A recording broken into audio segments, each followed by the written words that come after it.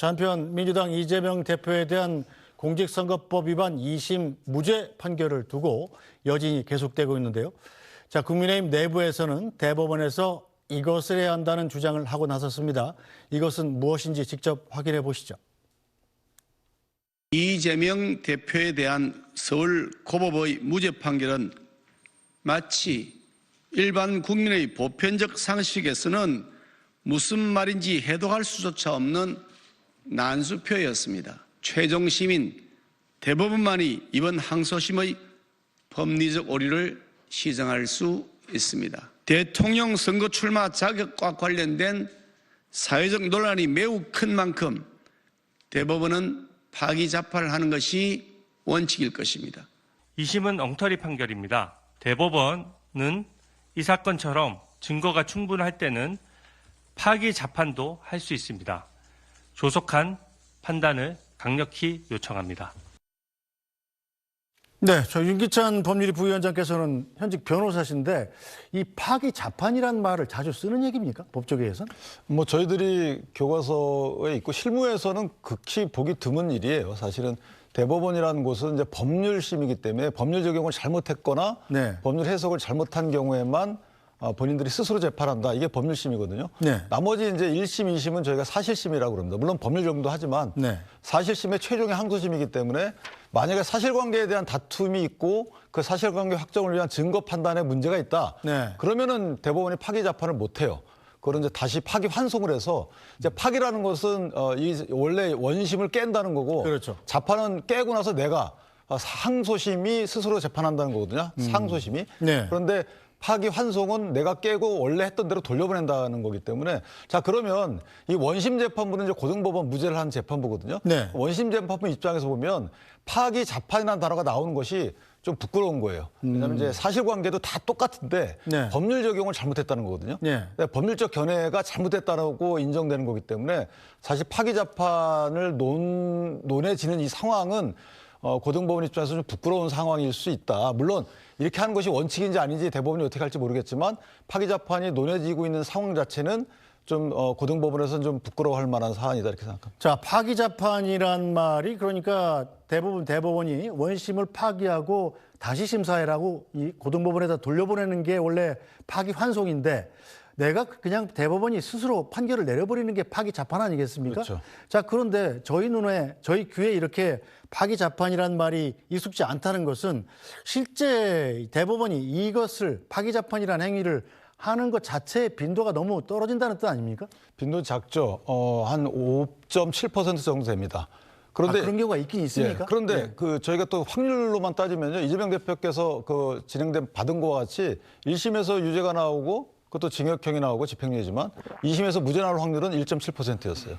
그러니까 그 확률로 따질 건 아닌 것 같고 다만 이제 파기자판이 오늘만 나왔던 것이 아니고 이전에도 좀 나왔었습니다. 언제 나왔냐면 대법원에서 이거 신속심리를 하자라고 할 때 제도 자체가 파기자판이었어요. 네. 왜냐하면 일반적으로 대법원에서는 어떤 문제라도 다 그냥 파기환송을 하기 때문에 그렇죠. 파기환송 이후에 그럼 항소심에 다시 진행을 하고 다시 또 제3구가 올라옵니다. 네. 그러니까 이 시간이 많이 걸리니까 국민적 시각에서 보면 쟁점이 법률적 쟁점이면 대법원 당신들이 그냥 재판에서 끝내주지 왜 이걸 다시 돌려보냈느냐 이런 민원이 많았기 때문에 이게 파기자판을 신속재판의 하나의 수단으로 쓰자. 이렇게 이제 주장해 왔던 것이고 네. 그리고 일본 같은 경우에는 파기자판 확률이 상당히 높습니다. 수십 %씩이나 돼요. 네. 그래서 그런 여러 가지 외국의 재판 실무례 등을 감안해 보면 지금 이재명 대표 이 재판에서 언급이 됐지만 실제 대법원에서는 연구하고 있었던 제도다 이렇게 볼 수 있습니다. 네, 저 장경태 의원이 보시기에는 여당이 지금 이렇게 대법원에서 잘 하지 않는 확률이 좀 낮은 파기자판을 들고 나오는 이유가 뭐라고 생각하십니까? 저도 대학생 때 법학 개론에서나 봤던 말을 이렇게 정치권에서 회자되는 것도 참 부끄럽고요. 판결 전에만 해도 승복하라라고 했던 국민의힘의 입장이 판결 후에는 불복으로 입장이 바뀌는 것도 참 이해하기 어렵습니다. 2023년 기준 선거법 관련된 대부분 다 사실심에서 다 판결이 내기 때문에 선거법 관련된 사안은 이 여러 전체 선거법 사건 중에 파기환송한 이 비율도 2%밖에 되지 않습니다. 그런데 파기자판까지 끌고 나와서 하라는 것은 또 다른 새로운 아주 정말 관례에 맞지 않는 이 대법원의 이 법률심을 새롭게 다시 재구성하라는 얘기이기 때문에 저는 법조인들이 저렇게 또 앞장서서 이야기하는 것 자체가 좀 너무 금도를 넘어서고 있다고 보고요. 뭐 파기환송할 수 있다고 봅니다. 그건 대법원의 권한이기 때문에. 네. 그런데 그걸 넘어서는 파기 자판까지 주장하는 것은 이 사실상 선거법 관련된 재판은 사실상 사실심에서 다 이루어지기 때문에 3심인 법률심에서 갑자기 자판하라고 하는 것 자체가 좀 어불성설이라고 다시 한번 지적하고 싶고요. 이 판결 전에 말씀하셨던 대로 승복하셨으면 좋겠습니다. 네. 한 말씀만 더 하면 이번 2심이 좀 특이해서 그래요. 뭐 옳은지 그런지는 모르겠습니다. 나중에 뭐 대법원이 평가를 하겠지만 왜 특이하냐면 보통은 이제 1심에서 그 나온 결론에 대해서 2심이 이걸 깨려면 뭔가 증거조사를 다시 하거나 잘못됐거나 추가 증거가 있거나 이래야 되는 거거든요. 네. 근데 2심 같은 경우에는 판결을 보면 1심과 2심에서 적법하게 한 증거조사 결과에 의하면 이게 공이 하나도 1심의 증거를 배척하지 않아요. 그러면서 결론을 완전히 달리 냈거든요. 그러면 이거를 저희 법조인들은 이제 자유심증이라고 해서 네. 법관들이 여러 가지 사실관계를 기초로 해서 이 사실관계를 법률에 포섭시키는 과정을 자유심증의 해석을 하는 거거든요. 네. 그러니까 자유심증이 틀렸다는 거죠. 이걸 이제 법률심의 전속적인 법률심의 관할이라고 보기 때문에 만약에 대법원 입장에서 보면 이것을 되돌려보낼 필요가 없을 정도로 사실관계에 대해서 다툼이 없다. 네. 그래서 파기자판 얘기가 나오는 거기 때문에 제가 서두에 말씀드린 것처럼 이것은 아주 특이한 판결이라서 오히려 법조인들이 파기자판을 운운할 정도로 네. 좀 특이하다 판결 자체가 네. 이렇게 평가하는 것이 맞을 것 같아요. 네, 최선호 논술위원 보시기엔 어떻습니까? 대법원 이미 사건이 올라간 상황이지 않습니까? 네. 검찰이 상고를 했으니까요. 대법원에서 파기자판이란 제도를 쓸까요? 일단 뭐 두 분 말씀하시는 거 쭉 들으니까 로스쿨 가면 이런 수업들 받는 모양이겠다 뭐 이런 생각이 드는데요. 예. 정말 국민들이 이 법 공부 어디까지 해야 되는지 좀 답답한 마음도 드는 그런 상황입니다. 제가 그래서 아침에 저희도 좀 찾아봤어요. 이제 파기자판 관련해서 형사소송법 주석서에 네. 파기자판과 관련해서 이렇게 돼 있더라고요. 그러니까 요약해서 말씀드리면 이제 1심 유죄 판결이 2심 항소심에서 이제 무죄로 이렇게 그렇죠. 뒤집힌 경우에 대해서 이에 대해서 검사가 상고한 경우 상고법원이 원심 판결을 파기하고 뭐 직접 유죄 판결을 할 때는 네. 그때는 뭐 이런 드물지만 이걸 할 수 있다. 근데 비록 피고인의 상고가 없더라도 불이익 변경 금지의 원칙을 적용해야 된다. 이렇게 돼 있습니다. 네. 그러니까 피고인한테 불이익한 방식으로 파기자판을 할 수는 없다. 뭐 이런 겁니다. 근데 그렇다면 그럼 피고인의 불이익하게가 어디까지냐? 이 부분을 두고 또 약간 또 문제가 생길 수 있는데 네. 이게 그럼 1심 유죄 네. 그 범위를 넘어서면 안 된다. 요렇게 넓게 보면 이렇게 해석해야 된다는 거고 또 좁게 보면은 그게 아니라 피고인한테 불리한 형태로 바꾸는 거 이 부분에 대해서 제약하는 거다. 이런 말이 나오는데 네. 그래서 이것 가지고도 또 다투실 것 같아요. 근데 이 상황에서 좀 저는 이제 좀 재밌다고 해야 되나? 상황이 좀 재밌다라고 생각되는 게 네. 장동혁 국민의힘 의원은 SBS 취재진하고 통화하면서 이렇게 또 이야기했어요. 이분이 이제 판사 출신이지 않습니까? 이거 파기자판 주장하는 거 실책이다. 이렇게 주장하면 안 된다. 왜냐하면 파기자판을 얘기하면 그냥 무죄 확정하라는 얘기밖에 안 되는 거다. 이렇게 주장을 합니다. 이건 뭐냐면 파기를 하면 유죄로 바꾸라는 거잖아요. 네. 근데 유죄로 바꾸면 그 양형을 정해야 되는데 네. 이 양형은 항소심 사실심이 전권 사항이기 때문에 네. 대법원에서 어떻게 양형을 정하냐. 이러면 당연히 유죄로 바꾸라 그러면 무조건 파기 환송해라. 이런 의미가 되는 거고 네. 파기 자판을 하면 무죄를 확정하라는 의미가 된다. 네. 실무적으로 보면 이게 이제 장동혁 의원의 이야기입니다. 그러면서 장동혁 의원은 이거 의원들 단톡방에 내가 빨리 올려야 되겠다. 이렇게 말을 하고 저희 취재진하고 전화를 끊었거든요. 네. 그래서 법률적으로 이렇게까지 들어가야 될 건지에 대해서 좀 답답한 게 하나, 이 부분에 대해서는 조금 더 논란이 길어질 수도 있겠다 싶은 생각이 하나 그렇습니다. 네. 자, 그런데 국민의힘에서 이재명 후보에 대한 무죄에 대해서 대법원에 파기 자판론을 제기한 김기현 의원. 김기현 의원은 잘 아시다시피 판사 출신이고요. 주진우 의원도 검사 출신 아닙니까? 두 분 다 법률가인데 저 장동혁 의원 생각하고는 많이 다른 것 같네요. 근데 이제 무죄 취지로 파기자판을 할 수는 없는 거죠. 그런 경우에서는 제가 볼 때는 불가능한 것 같고 법리적 다툼은 있을 수 있어요. 금방 주석서 언급하셨지만 이제 그런 제약은 있습니다. 그런데 실제 파기자판하게 되면 파기하게 되면 원래 그 항소심의 원심이었던 1심이 살아있기 때문에 그런 부분 관련돼서는 이제 논란의 여지는 있습니다만은 개인적으로 이게 파기자판이 옳으냐 파기환송이 옳으냐 아니면 그냥 항소 기각이 오르냐 이 부분은 대법원이 할 거기 때문에 저는 여기서 정치권이 만약에 이 논의를 계속 끌고 간다면 오히려 대법원한테 압력을 가하는 꼴이 되고 대법원이 원래 파기 재판을 하려고 했는데 못하게 될 수도 있는 것이고요. 네. 그래서 저 부분은 이 정도로 저는 어떻게 이해했냐면 이 정도로 항소심 판결이 특이하다. 파기 재판을 운운할 정도로 사실관계에 대해서는 1심과 변동이 하나도 없음에도 불구하고 유죄에서 무죄로 나왔다. 이 정도의 판결에 대한 평가 정도로 끝내야지 대법원에 대해서 뭘 촉구하는 취지로 기능하게 되면 오히려 국민께 악영향일 것이다. 그렇게 생각합니다. 네, 자 민주당에서도 그럼 이 국민의힘의 파기 재판론에 대해서는 뭐 별다른 압력을 느끼진 않겠군요. 그러니까 방금 말씀드렸듯이 파기 재판이란 말 자체가 워낙 생소할 정도로 실제 이 법률 이 재판 과정에서 논의되지 않고요.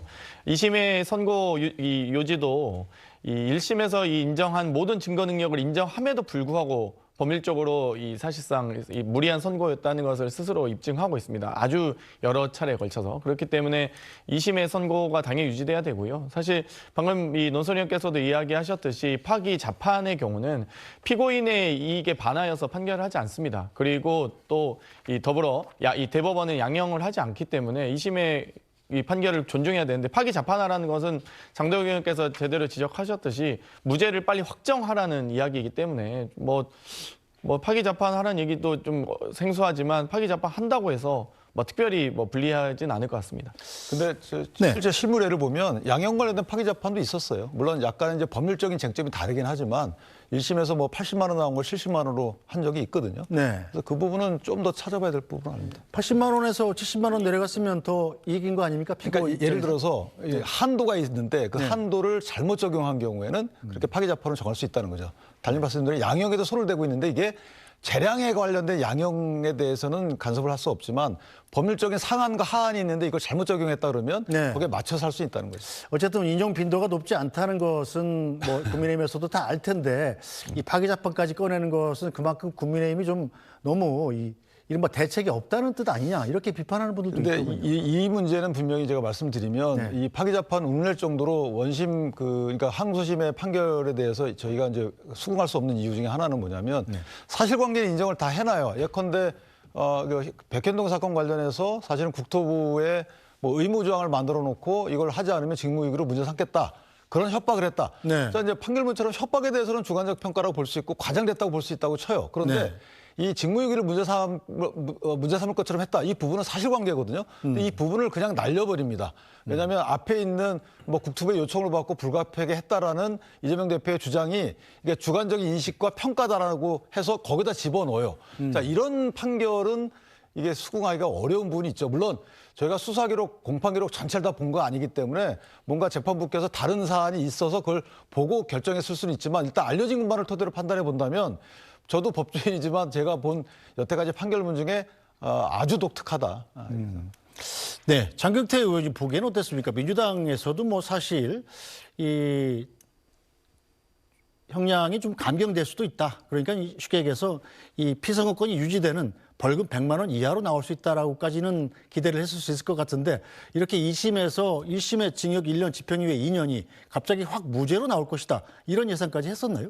저는 사실 1심의 선고가 이례적이었다고 보고요. 2심에서는 분명히 이것들이 바로잡아질 것으로 예상해서 무죄를 확신하고 있었습니다. 왜냐하면 이 조작되었다고 느꼈다, 협박을 받았다고 느꼈다라는 것 자체가 개인의 주관적인 느낌이기 때문에 예를 들면 이게 만약 유죄가 된다면 앞으로 어떤 발언이 가능할지 이거는 국민의 어떤 여러 가지 표현의 자유나 여러 언론 출판의 자유, 기자님들도 아주 곤혹스러운 재판이 될 수 있기 때문에 이 부분은 아마 무죄가 될 가능성이 높다고 봤습니다. 예를 들면 제가 윤석열 정권 경제가 무능하다라고 했는데 아닌데 유능한데 라고 저를 명예훼손 고발을 가능한 사건이 되는 거거든요. 만약 제가 이태원 참사에 대해서 너무 정부가 무책임했다. 근데 아닌데 책임 다 졌는데? 라고 해버리면 제가 그럼 그거에 대해서 명예훼손 하는 게 아니지 않습니까? 저는 무능하고 무책임했다로 제 느낌인데 개인적 주관에 대해서 표현의 자유를 다 이렇게 억압한다면 이재명 대표 개인에 대한 판결뿐만 아니라 이거는 전 국민의 표현 자유가 다 모두 제약되는 판결이 되기 때문에 저는 2심에선 이걸 유죄 선고하기가 오히려 어려울 것이다. 네. 오히려 1심에서 그런 부분에 대한 강력한 경고 의지 정도로 저는 해석을 했습니다. 그렇기 때문에 2심에서는 무죄가 될 것으로 확신을 했고요. 그렇기 때문에 과거에 이번에도 2015년 또 그 당시에 이 상황도 종합적으로 고려를 했을 텐데요. 2015년에 서울시에서 청년수당이라고 정책을 시행하는 과정에서 보건복지부가 사회보장기본법을 근거해서 직권 취소 명령을 내립니다. 네. 그러면 서울시 정도의 광역단체마저도 정부의 압력에 당시 박근혜 정권의 서수풀원 야당 지자체장이 서울시도 굴복하는 과정을 거치는데 성남시가 이 중앙부처를 상대로 하긴 어렵거든요. 그렇기 때문에 저는 그 정도의 압박감을 당연히 느낄 수 있다고 봅니다. 그렇기 때문에 만약 2심의 선고가 유죄된다 그러면 앞으로 대한민국의 어떤 정치인이 어떤 기자가 자유롭게 표현하고 기사를 쓸 수 있겠습니까? 그렇기 때문에 저는 2심의 선고가 대한민국의 국민의 기본권을 지킨 아주 그러니까 정상적 판결이라고 봅니다. 네, 자 최선호 선수는 어쨌든 간에 대법원이 이 파기자판이란 제도를 쓰지 않는다면 네. 만약에 조기 대선이 이루어질 경우에 이재명 대표 앞에 놓인 사법 리스크는 뭐 사실상 없는 거나 마찬가지다. 이렇게 볼 수 있습니까? 그러니까 저는 이제 아주 그 숫자만 가지고 따졌을 때 네. 대부분의 이제 공직선거법 같은 경우에 대법원 어제도 말씀드렸지만 평균적으로 한 73일 정도 걸립니다. 네. 게다가 이번에는 이제 검찰만 상고를 할 수 있는 네. 문제가 났기 때문에 그래서 검찰이 상고해서 이게 시간이 굉장히 빨라지기 때문에 대개 한 달 반 정도의 행정적인 절차가 필요한데 이거를 거의 한 달 이내로 줄일 수가 있고 네. 그래서 막 하려고 정말 대법원에서 마음만 먹으면 한 2달 남짓 만에 할 수는 있습니다. 네. 절차적으로 할 수는 있습니다. 그래서 3심을 빨리 해라라고 저는 뭐 국민의힘에서 촉구하는 건 뭐 할 수 있는 얘기라고 생각이 되는데 과연 이제 어제도 말씀드렸지만 무죄가 난 상태에서 지금 3심으로 간 것과 유죄인 상태에서 3심으로 가는 것에 대해서 느끼는 압박감, 국민들의 판단이라는 게 좀 다를 수 있거든요. 네. 그래서 더군다나 이제 조기 대선이 만약에 이제 그 벌어지는 상황이 생긴다면 조기 대선 선거 공고나면 50일 내에 해야 되지 않습니까? 선거운동 23일부터 역산해 보면 아마 공고나고 10일 이내에 후보 등록을 해야 됩니다. 그러면은 실제로는 조기 대선이 벌어지게 되면 한 달 이내에 후보 확정을 하는 상황이거든요. 네. 그러니까 후보가 확정돼 있는 상황에서 대법원에서 3심 선고하겠다. 네. 이거는 대법원으로서는 어떻게 보면 사법부가 국민 주권자들이 결정하는 선거에 관여, 개입한다. 이런 논란도 빚어질 수 있기 때문에 대법원으로서도 굉장히 부담스러운 그런 상황입니다. 그래서 그리고 이게 아까 말씀드린 대로 유죄냐 무죄냐에 따라서 또 느끼는 여론의 그 움직임도 다르고 이래서 일단 조기 대선이 만약에 조기 대선이 실현된다라면 그 국면에서 일단 이재명 대표가 사법 리스크에 대해서는 일단 족쇄를 풀었다라고 보는 게 좀 더 맞는 것 같고요. 네. 그래서 저는 이제 국민의힘이 물론 재판에 대해서 문제제기 할 수 있어요. 재판에 대해서 문제제기 할 수 있고 법리와 이해 안 되는 부분에서 공격할 수 있고 또 아직 다 끝난 게 아니고 5건이 남아 있고 대법원도 지켜봐야 되고 죄송합니다. 네. 이런 말 할 수 있습니다만은 다만 국민의힘이 이재명 대표에 대한 사법 리스크 공격 요 범위 안에서만 계속 움직이는 상황이면 뭐랄까요 중도층에 대해서 확장하는 이런 부분 지금까지의 분위기를 좀 바꾸는 이런 부분에서 좀 제약이 있을 것이다. 이런 부분에 대해서 국민의힘도 좀 고민이 깊어지지 않을까 이런 생각이 듭니다. 네.